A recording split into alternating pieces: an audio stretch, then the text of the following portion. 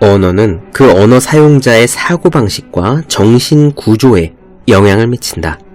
독일 언어학자 비렐름 폰 훔볼트의 말입니다. 신경 언어 프로그래밍 NLP라는 기법이 있습니다. 일종의 두뇌 사용 기술이에요. NLP는 다른 사람의 말과 행동을 정교하게 따라함으로써 자신의 두뇌를 그 사람과 유사한 상태로 만들 수 있다고 가르칩니다. 이러한 NLP에서 두뇌를 조종하는 컨트롤러라고 보는 것이 바로 언어입니다. 언어는 우리의 생리작용과 밀접하게 연결되어 있기 때문이죠. 여러분이 원하는 모든 것을 지금 떠올려 보세요. 합격 통지, 거액의 장학금, 수많은 사람들의 박수, 그 모든 것들이 실제로 지금 이루어졌다고 상상해 봅시다. 그리고 모든 것을 이룬 그 사람처럼 지금 걷고 말하고 숨 쉬어 보세요. 몸이 가뿐해지지 않습니까? 잠깐의 상상만으로도 신체의 생리작용이 달라지는데 만일 공부하는 내내 우리가 하기 싫다, 지겹다 라는 말을 습관처럼 한다면 어떻게 될까요? 억지로 한다고 말하는 사람은 반드시 억지로 해야 하는 사람이 됩니다. 여러분의 말이 인생을 좌우하는 컨트롤러인 셈입니다. 책상에 놓기만 해도 공부하고 싶어지는 365 혼공 캘린더, 말은 인생을 좌우하는 컨트롤러다 의 한 대목으로 시작합니다.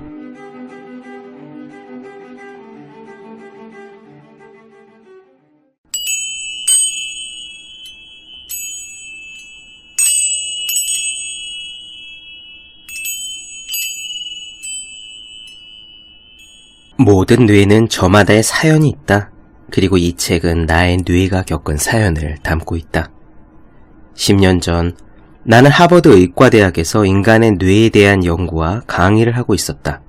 그러던 중 1996년 12월 10일 나 자신이 뜻하지 않은 수업을 받게 되었다. 왼쪽 뇌에 뇌졸중이 발생한 것이다. 머릿속에 원인을 알 수 없는 선천적인 혈관 기형이 있었는데 이날 아침 갑자기 이곳이 터지면서 대출혈이 일어났다. 4시간 동안 나는 호기심 많은 뇌신경 해부학자의 시선으로 나의 뇌가 정보 처리 능력을 완전히 잃어버리는 과정을 지켜보았다. 점심때가 되자 걷거나 말할 수 없었고 읽고 쓰는 것도 불가능해졌다. 내 삶의 모든 기억이 사라졌다. 몸을 작게 움츠린 나는 정신이 죽음에 굴복하는 것을 느꼈다. 그 당시에는 내가 이렇게 회복해서 사람들에게 나의 이야기를 전할 수 있으리라고는 상상도 하지 못했다. 네, 안녕하세요. 본격 공부자극 팟캐스트 서울대는 어떻게 공부하는가 한지우입니다. 오늘부터 우리는요, 질 볼트 테일러의 긍정의 뇌를 나눠드리겠습니다. 이 책의 원제는 My Stroke of Insight예요. 뇌 졸중으로부터 얻은 깨달음 정도 될 겁니다. 사실 저희 어머니께서 지난 겨울에 몹시 추웠죠. 지난 겨울이 서울이 영하 15도까지 떨어졌으니까요. 그때 뇌졸중으로 병원에 입원하셨더랬습니다. 응급실을 거쳐서 신경과 병동에 입원해 계시다가 퇴원하셨어요. 지금도 한의원에서 침을 맞고 병원에 있다가 다니시는데 어머니가 편찮아지시기 전까지 저는 뇌졸중이라는 것이 무엇인지 잘 몰랐습니다. 알고 나서 주위에 물어보니 연세가 있는 어르신들 가운데는 뇌졸중, 뇌출혈 혹은 뇌경색을 겪으신 분들이 무척 많더군요. 심혈관계 전반의 상태가 좋지 않았는데 겨울처럼 갑자기 추위가 오거나 혹은 찬물에 손을 담그거나 또는 갑작스럽게 운동을 하면 올 수 있는 일이고, 이 심혈관계 전반의 상태라는 거는 우리가 평생 쌓아온 습관의 결과물이니까 사실 지금은 건강하더라도요, 우리들 모두는 언젠가 뇌졸중이나 뇌출혈을 겪을 수 있는 위험한 가능성을 안고 살아가는 것이나 마찬가지입니다.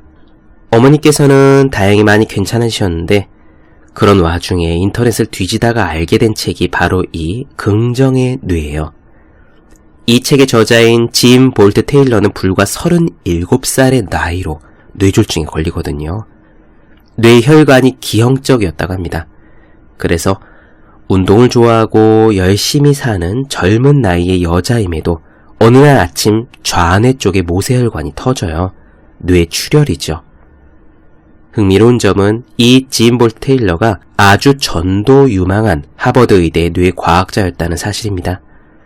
그녀는 자신이 뇌졸중이라는 사실을 알자마자 굉장한 가능성, 즉 뇌 구조와 역할에 대해 누구보다도 정확히 알고 있는 뇌과학자로서 뇌졸중이 일어나 뇌가 기능 이상을 겪을 때 어떤 일이 발생하는지 생생하게 직접 경험할 수 있는 아주 희소한 가능성이 자신에게 주어졌음을 깨닫게 됩니다. 세상 그 어떤 누구보다도 자신의 뇌 상태를 정확하게 설명할 수 있는 뇌졸중 환자가 된 것이죠.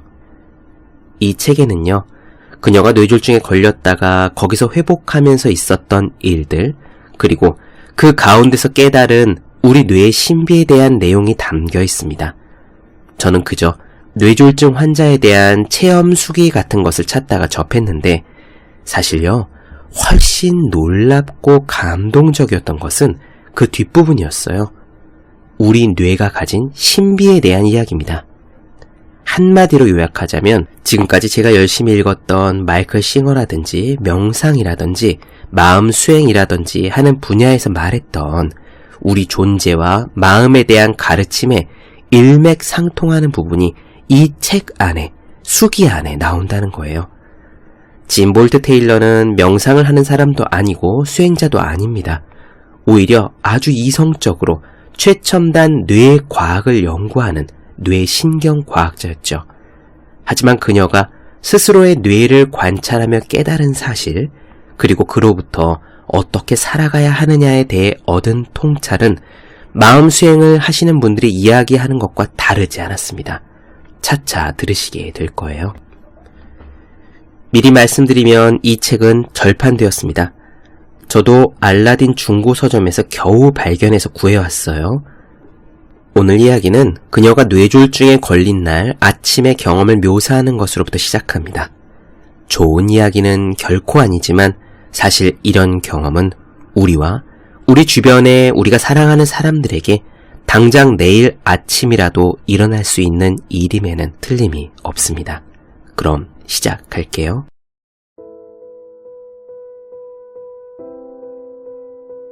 (1996년 12월 10일) 아침 7시, 나는 CD 플레이어가 작동을 시작하려고 탁탁거리는 익숙한 소리에 눈을 떴다. 느릿느릿 몸을 일으켰을 때 왼쪽 안구 뒤를 날카로운 것으로 찌르는 듯한 고통이 밀려왔다. 가늘게 눈을 뜨고 이른 아침 햇살을 쳐다보며 오른손으로 요란스럽게 울려대는 알람을 껐다. 이어서 본능적으로 왼쪽 손바닥을 얼굴 옆에 갖다 댔다. 평소 거의 아프지 않은 건강 체질이라 갑자기 찾아온 극심한 고통이 수상쩍었다. 왼쪽 눈 부근에서 느리고 규칙적인 맥박이 뛰는 게 느껴졌다. 당혹스럽고 짜증이 났다. 따뜻한 물침대에서 일어나 상처 입은 군인처럼 비틀거리며 밖으로 나갔다. 눈을 찌르는 햇살을 피하려고 침실 창문에 블라인드를 내렸다. 문득 운동을 하면 혈액순환이 돼서 고통이 사라질지도 모른다는 생각이 들었다. 그래서 음악을 틀고 러닝머신에 올라가 뛰기 시작했다. 그때 곧바로 온 몸이 분리되는 것 같은 희한한 감각이 정신없이 밀어닥쳤다. 의식은 명료했는데 내 몸이 제대로 말을 듣지 않았다. 저절로 손과 팔이 앞뒤로 흔들리고 몸통과 엇갈리는 것을 보고 있자니 내 몸이 정상적인 인식 기능을 잃어버린 듯 했다. 내가 나의 행동을 결정하고 실행하는 적극적인 참여자가 아니라 그저 내 몸을 지켜보는 관찰자가 된 듯 했다. 나는 내 자신이 움직이는 모습을 바라보았다. 운동으로 몸 상태를 조절해보겠다는 생각은 좋은 아이디어가 아니었음을 깨달았다. 러닝머신에서 내려와 비틀거리며 거실을 지나 욕실로 향했다.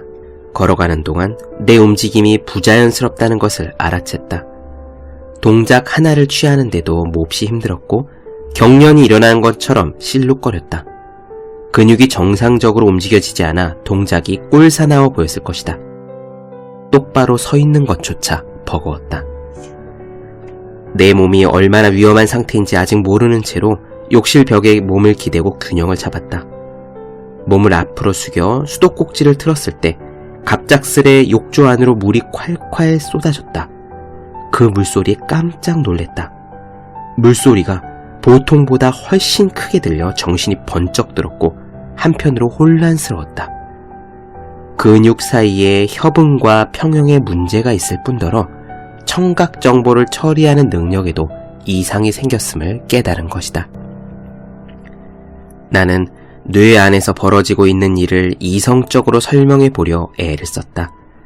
그러는 동안 콸콸거리는 물소리는 소음이 되어 예민하고 쩌릿쩌릿한 뇌를 파고들었다. 나는 비틀거리며 뒷걸음을 쳤다. 순간 내가 완전한 무방비 상태에 놓여있는 것처럼 느껴졌다. 내 언어적 사고는 앞뒤가 맞지 않았고 침묵에 의해 수시로 뚝뚝 끊겼다. 집중하려고 애쓸수록 생각들이 휙휙 지나가 버렸다. 나에게 필요한 대답과 정보를 머릿속에서 찾을 수 없었다. 대신 신기하게도 서서히 마음의 평화가 찾아왔다. 내 삶과 나를 단단히 묶여놓았던 끊임없는 뇌 속의 말들, 제잘거림이 잦아들자 그 자리에 평온한 행복감이 밀려와 나를 포근하게 감싸놨다. 두려움을 담당하는 뇌의 부인 편도체가 이런 낯선 상황에 놀라 나를 공포 상태로 몰아가지 않은 것은 천만다행이었다. 좌뇌의 언어 중추가 침묵하고 삶의 기억들이 저편으로 멀어지면서 편안한 감정이 찾아왔다. 고차원적인 인지 능력과 일상과 관련된 세세한 부분들의 기억이 사라지자 내 의식은 모든 것을 다 아는 전지전능한 수준으로 도약한 것 같았다. 마치 우주와 하나가 된 듯한 느낌이 밀려들었다. 외상을 입은 뇌에 구멍이 점점 커져가는 것이 무척이나 매혹적인 경험이었음을 여기서 밝혀두고자 한다. 한때 중요해 보였던 세상의 모든 일들이 갑자기 보잘것없게 여겨졌다. 그 보잘것없는 세상의 일에 나를 얽어매던 제잘거림이 멈추고 침묵이 찾아왔다. 이제 신경의 초점을 내부로 돌린 나는 신체 기능을 유지하기 위해 수십억 개의 똑똑한 세포들이 힘을 합쳐서 열심히 일하며 내는 규칙적인 고동 소리에 몸을 기울였다. 피가 뇌 사이로 흘러들자 내 의식이 서서히 속도를 줄여서 거대하고 멋진 세상을 품 안에 끌어안으며 차분하고 만족스러운 상태가 되었다. 내 물리적인 존재를 이 상태로 유지하기 위해 작은 세포들이 매 순간 얼마나 열심히 일하고 있는지 느꼈다. 그 사실 자체에 매료되었을 뿐만 아니라 겸손한 마음이 찾아왔다. 사라지지 않는 혹독한 머리 통증은 꽤나 고통스러웠지만 나는 정상적인 지각을 넘어 새로운 경험을 안겨주는 이 기회를 놓치기 싫었다. 의식이 평온한 상태로 빠져들자 마치 하늘나라에 온 것만 같았다. 내 몸에서 무슨 일이 일어나고 있는 거지? 내 속에 어디가 잘못된 거야? 정상적인 인지의 흐름이 뚝뚝 끊겨 사실상 아무것도 할 수 없었지만 가까스로 몸이 무너져 내리지 않게 버틸 수는 있었다. 욕조에서 나오자 뇌가 취한 듯이 얼얼했다. 몸이 불안정했고 무거워서 동작이 한없이 느려졌다. 내가 지금 뭘 해야 되지? 아, 맞다. 옷을 입어야 하지. 나는 출근을 해야 해. 나는 출근해야 한다는 사실을 떠올렸다. 옷을 고르느라 무진 애를 썼고 8시 15분쯤에야 출근 준비를 마칠 수 있었다. 방 안에 서 있으면서 생각했다. 좋다. 이제 일하러 가야지. 일하러 가는 거다. 그런데 어떻게 일하러 가야 하지? 출근은 어떻게 해야 하지? 내가 운전할 줄 알았나? 연구소까지 가는 길을 머릿속에 떠올리고 있을 때 갑자기 오른쪽 팔이 마비가 돼서 옆으로 풀썩 떨어지며 균형을 잃었다. 그 순간 깨달았다. 아, 뇌졸중이구나. 내가 뇌졸중에 걸렸어. 그리고 다음 순간 이런 생각이 스쳤다. 이거 꽤나 멋진 일인데? 나는 계속 생각했다. 나 자신의 뇌 기능을 연구하고 그것이 무너져 내리는 과정을 들여다보는 기회를 가진 과학자들이 과연 얼마나 될까? 나는 인간의 뇌가 현실을 인지하는 과정을 이해하는 데 평생을 바쳤다.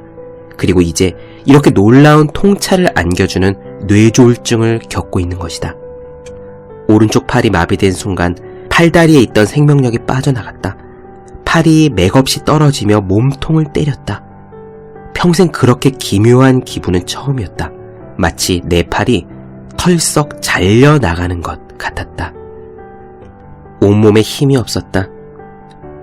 과연 다시 정상으로 회복될 수 있을까 걱정되었다.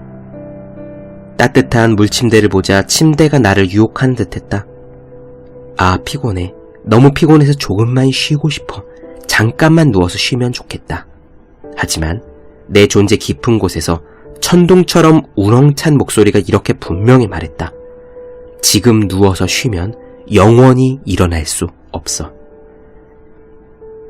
이런 불길한 깨달음에 놀란 나는 지금이 얼마나 심각한 상황인지를 헤아려 보았다. 당장 온 힘을 다해 도움을 청해야 했다. 거울에 비친 눈동자를 바라보며 좋은 방법이 없을까 잠시 생각했다. 이렇게 뇌세포가 망가지자 생물학적으로 절묘하게 설계된 나의 몸은 귀중하고도 허약한 선물이라 생각되었다.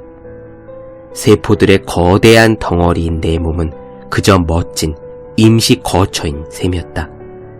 이 놀라운 뇌는 매 순간 말 그대로 수십, 수백조 개의 엄청난 자료들을 통합해 매끈하고 사실적이며 안전해 보이는 3차원의 지각을 만들어낸 것이다. 이 생각을 하자 내 형태를 만들어낸 생물적 모체의 효율성이 나를 감탄시켰고 설계의 단순함에 경외감이 들었다. 외부의 세계에서 흘러드는 잡다한 감각들을 통합할 수 있는 수많은 세포들의 집합이 바로 나였다. 그리고 이 시스템이 정상적으로 작동하면 현실을 지각할 수 있는 의식이라는 것이 자연스럽게 생겨났다. 이 몸, 이 상태로 그토록 오랜 세월을 보냈으면서도 어떻게 지금껏 내가 그저 이 몸의 방문객에 지나지 않는다는 사실을 몰랐는지 이해할 수 없었다. 이날 아침에 일어난 비극적인 상황 속에서도 나는 완전히 회복할 수 있다고 생각했다. 나는 뇌졸중에 걸렸어. 하지만 나는 할 일이 많은 여자지. 뇌졸중이 일어난 것을 막을 수는 없다면 좋아. 일주일만 쉬자. 나의 뇌가 현실 지각 능력을 어떻게 만들어내는지 이 기회에 다 알아내서 다음 주부터 회사에 복귀하는 거야. 자, 그럼 이제 어떻게 해야지? 맞다. 일단 도움을 청해야겠어. 집중력을 잃지 말고 도움을 청하자. 거울에 비친 내 모습을 보면 나는 이렇게 마음을 다 잡았다. 내가 지금 겪고 있는 이 모든 것을 다 기억해야 해. 이 뇌졸중 경험을 기회로 삼아서 인지 능력이 어떻게 무너져 내리는지 제대로 살펴보는 거야.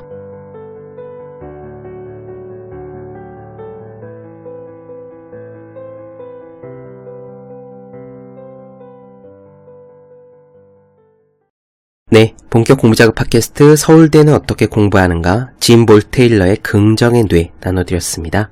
더 많은 이야기가 궁금하신 분들, 질문사항 있으신 분들은 제 네이버 블로그 생의 즐거운 편지, 다음 카카오 브런치 한재우의 브런치, 인스타그램에서 해시태그 서울대는 어떻게 공부하는가, 또 유튜브에서 서울대는 어떻게 공부하는가 검색해 주시면 좋겠습니다. 또 혼자 공부하는 사람의 필수품, 왜 이런 책이 지금까지 없었을까?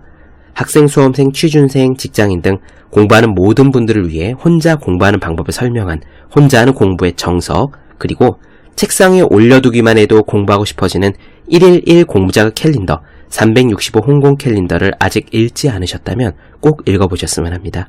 분명 도움이 되실 거예요. 오늘은 여기까지 하겠습니다. 저는 다음 시간에 뵐게요. 여러분 모두 열심히 공부하십시오. 저도 열심히 하겠습니다.